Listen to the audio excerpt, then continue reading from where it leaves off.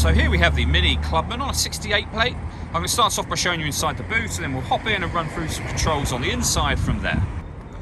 As we approach the back of the car, you can see we have reversing sensors, plenty of boot space as well, along with that 60/40 split folding rear seat should you wish to increase this space even further.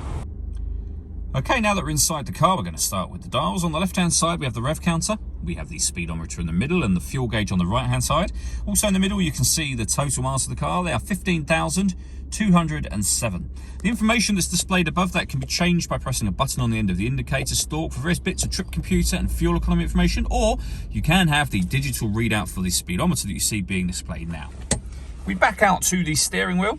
On the left-hand side, first of all, we have cruise control and speed limiter, and on the right hand side, stereo and phone controls. You won't be able to use the phone controls until you paired the phone up to the car, of course, and that is done over on the central screen here. Just hit the phone icon and then manage mobile devices and follow the instructions on screen from there. You can either use it as a touch screen, or you can use this dial and the collection of buttons that surround it to make all the adjustments or changes you want on the screen. This is obviously a lot easier to use whilst driving, that's for sure. So for example, you can press the dial down to enter your audio menu.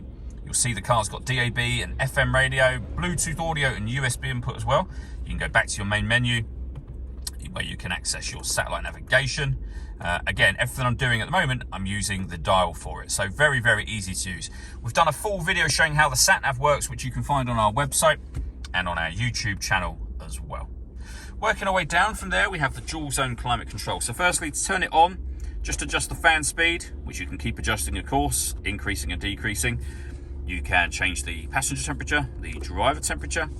When you're happy with those settings, you can determine where you'd like the air to be distributed within the car. And that button there will turn your air conditioning off, or back on again, as is the case now. Or you can hit auto. If you do that, the car will take control of the fan speed and the direction the air is being distributed in order that it maintains those temperatures for you. To override that, just press the auto button again.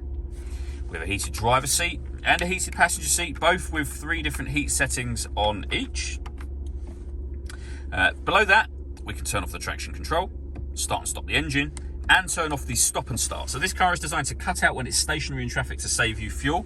That system is turned off when the light shows. We have a 12-volt charging socket, the USB input, and the gear lever for the fully automatic gearbox. All that leaves me to say is thank you for taking the time to watch this video. If you'd like to come and see the car in person and have a test drive, please feel free to call any of our MJA sites. We'd love to hear from you soon.